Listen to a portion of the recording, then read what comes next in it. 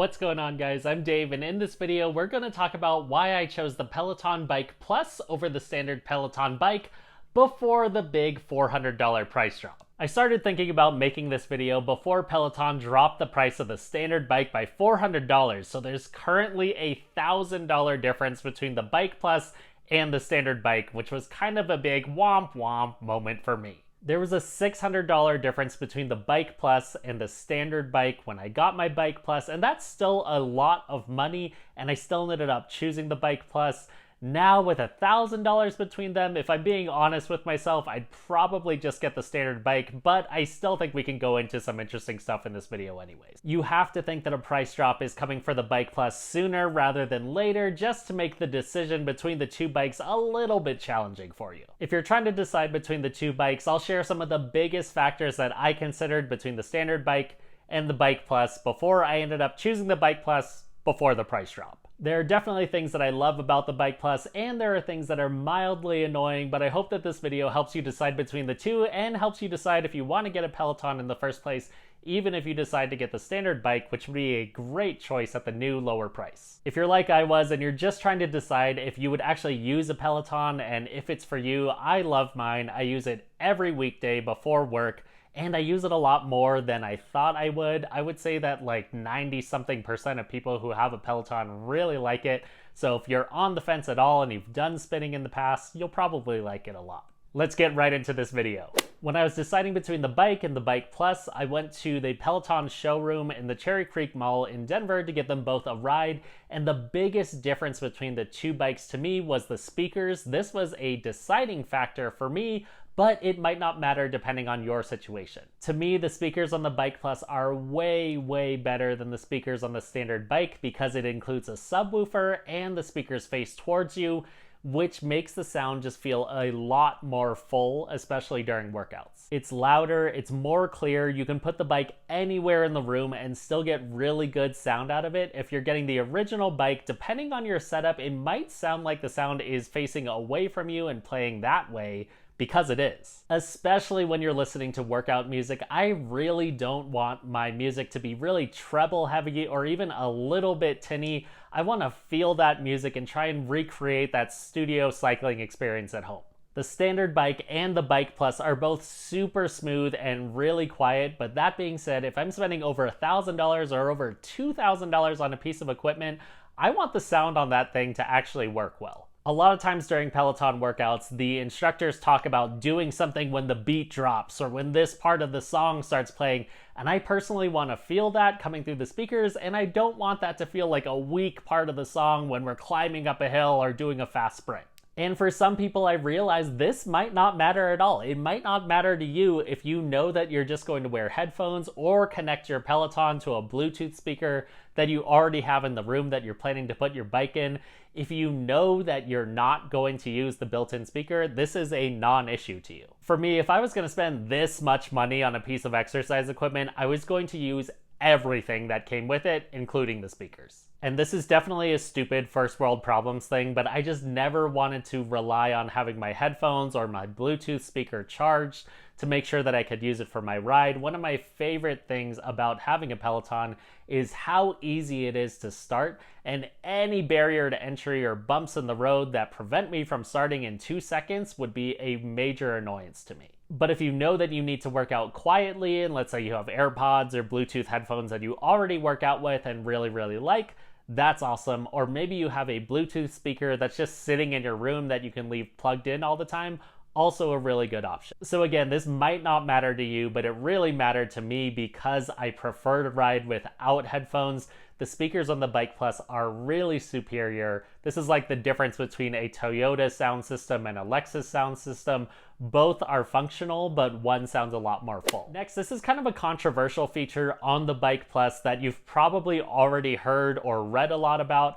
I really like the auto follow feature on the Bike Plus, even though it doesn't work perfectly all the time.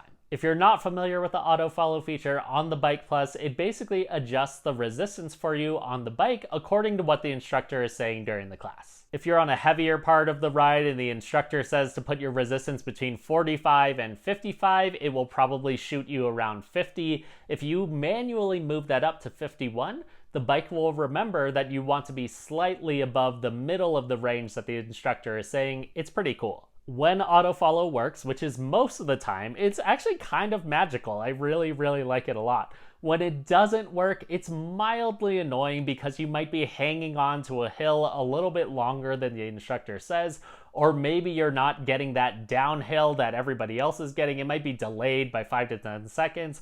Very, very rarely will you miss a section entirely because it hasn't been programmed in correctly, but really you'll live. I actually think that it's kind of similar to when you weren't really paying attention in a spin class and maybe you missed an adjustment on your own, but the bike generally gets back on track. I'd say that it works well about 95% of the time or more. Some people say that autofollow never works, and I highly doubt that it never works. I mean, maybe their bike is super, super broken, but for the most part, it works pretty well. I think that those people are probably just getting really annoyed when their Bike Plus is not following the workout the way that they want, and that's heavily influencing their opinion. One of the reasons why I really like this feature is if I go way, way back to my early days of spin class, I do have a tendency to turn a heavy hill into a medium hill, or to turn a flat road into a little bit of a downhill, and having the autofollow feature prevents me from really cheating the workout. I really just follow it the way that it's programmed. So yes, this is old school spin class confessions from me, and I admit that I did it. I know that I was cheating myself. I was probably also making very strange, struggling faces to make it look like I was doing exactly what they said. And with autofollow, I find that I really never cheat the workout. I'm always within the range that's programmed for different sections of the workout,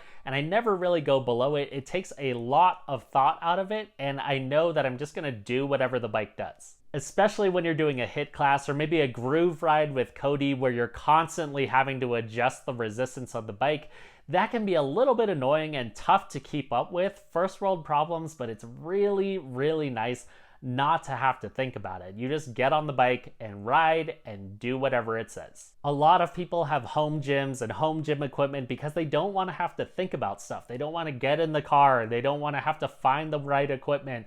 And autofollow is just a really, really nice convenience, albeit an expensive one, to have on the Bike Plus because you don't have to think about anything. You just get on the bike and go. And the few times that autofollow doesn't work, it usually gets back on track on the next section or so. Maybe the person who programmed it missed a section, or maybe the instructor misspoke and said, oh, go to 30. Oh, wait, crap, I meant 40. And then autofollow gets a little bit confused there, but it generally finds its way home.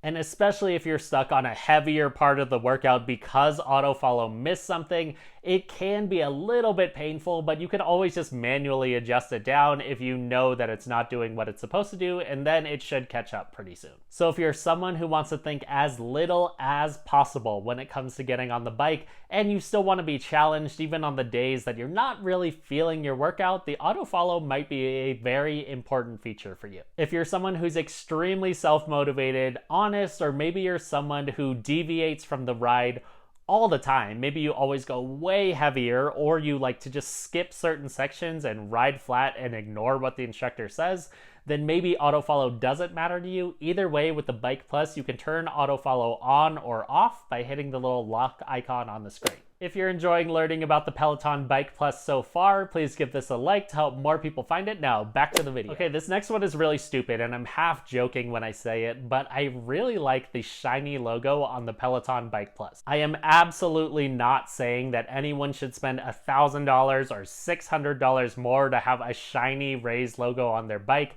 but it does look a lot more premium than the standard bike, and really it should for this much money. The lettering on the Bike Plus is raised, and it's kind of like what you'd see on the back of a car versus the flat logo that you'd see on a standard Peloton bike. And there is good and bad to this. I think that it looks a lot cooler, but there is also that off chance that maybe one of your letters falls off, or you could ding it or make it not look as shiny, and that would probably drive you crazy. You know, when you're driving behind a car and the back says Oyota instead of Toyota, in theory that could happen.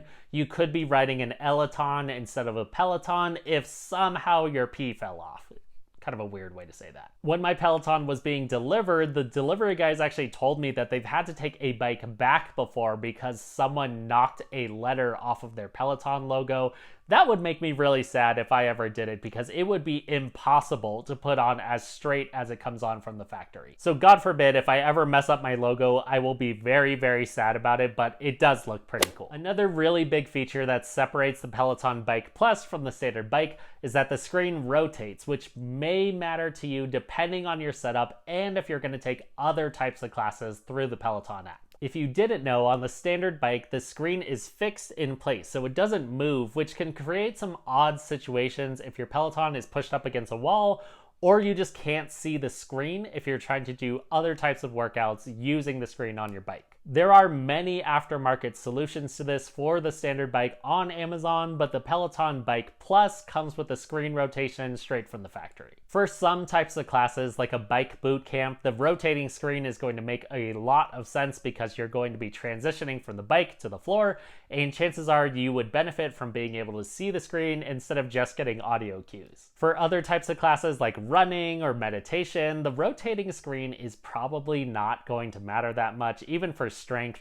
chances are you could either just use your phone with the Peloton app, or if you have a Roku or an Apple TV, you can install the Peloton app on there and just watch it there instead. So it really might not matter depending on what your setup is and how much space you have in your house with screens. So while the rotating screen is a nice feature to have, it probably won't be the deciding factor for many, many people. If you are going to put a Peloton in a workout room where the Peloton screen is the only screen available and you don't want to look at your phone, then this is really going to matter for you.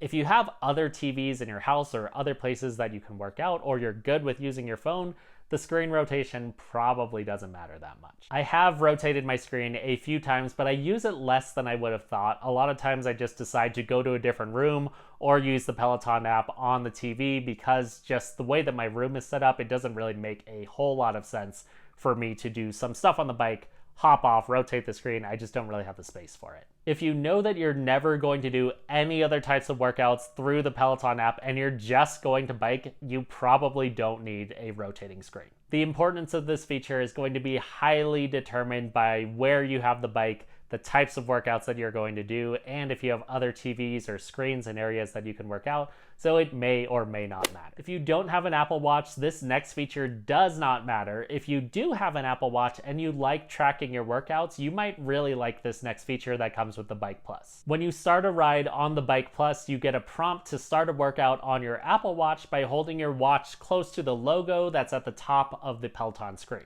Once your watch and your Bike Plus talk to each other, your watch will automatically start and stop an indoor cycle workout on your Apple Watch, and it will also display your heart rate on the Peloton screen during your workout. If you're really big into tracking your workouts on your Apple Watch, if you've ever forgotten to start a workout, you know how annoying that can be. While tracking your workout doesn't change the fact if you worked out or you didn't, it's just a mild annoyance, and it's probably something that it's going to distract you during your workout. I'm personally not obsessed with tracking all of my workouts on the fitness app on my iPhone or my Apple Watch, but I do like that the Bike Plus automates this for me, and it's nice to see my heart rate on the screen during the workout. I've done a lot of other home workout programs, and I probably forget to start a workout about 50% of the time, or I get that reminder on my watch when I'm already halfway through it.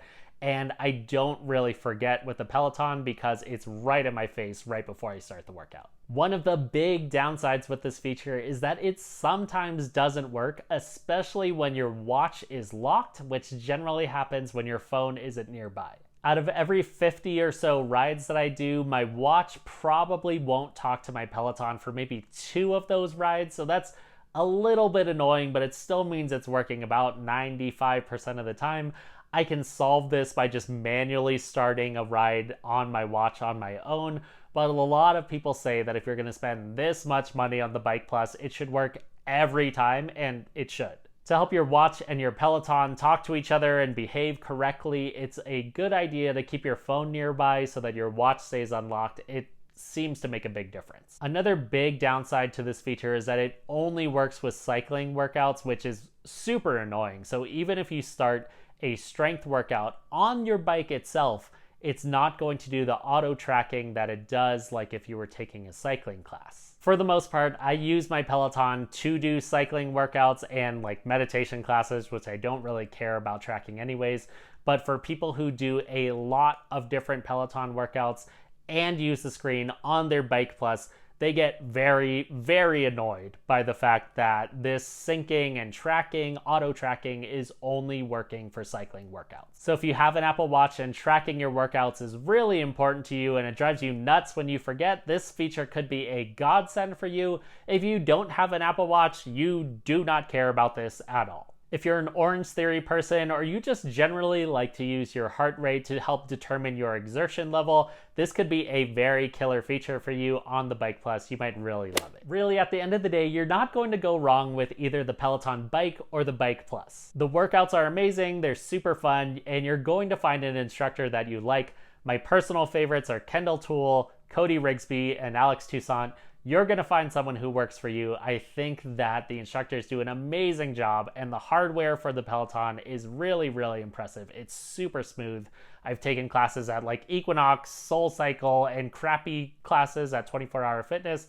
This bike is really, really solidly built on either the Bike or the Bike Plus. If you want to follow me on Peloton, my username is Chungawumba. Shout out to Tub Thumping, and you can see that I actually use this thing. Also, a quick note, there are way more aftermarket accessories for the standard bike compared to the Bike Plus. So if you're going to put this in your home office and maybe you're just going to go for like a scenic ride using your bike as a desk and you're going to type on your laptop, that's a lot easier to do with a standard bike compared to the Bike Plus. The Bike Plus, the accessories are kind of hard to come by. And just generally, I had really high hopes for getting a Peloton, and it's really great. I'm super happy that I got one. I don't think that the online community stuff is as amazing as some people say. I've been a part of some pretty awesome online fitness communities, but it doesn't really bother me because the Peloton is just really easy for me to jump on, and I can follow friends and do some high-fiving during workouts and stuff like that, but it's just enough community to keep it interesting. I love that my Peloton is just 15 to 30 minutes of my day if I want to do a shorter ride, and that's it. It's time box. I can do it before work. I'm never late. I'm never sitting in traffic. I'm never setting up a barbell or cleaning stuff up in my garage gym. I just get on, do the workout, and I'm off, and it's really great to be able to do that. As much as people care about the hardware, and I definitely did, the classes themselves really separate Peloton from other at-home fitness programs. I think that they do a really awesome job producing these things, and you just look forward to doing them and trying something new every now and then too. Since you've made it this far, please give this video a like or share it with that friend who's trying to decide between the Peloton Bike or the Bike Plus, or trying to decide if they want a Peloton at all. Thanks so much for watching, and best of luck choosing your Peloton. I'm pretty sure you won't regret getting the Bike or the Bike Plus.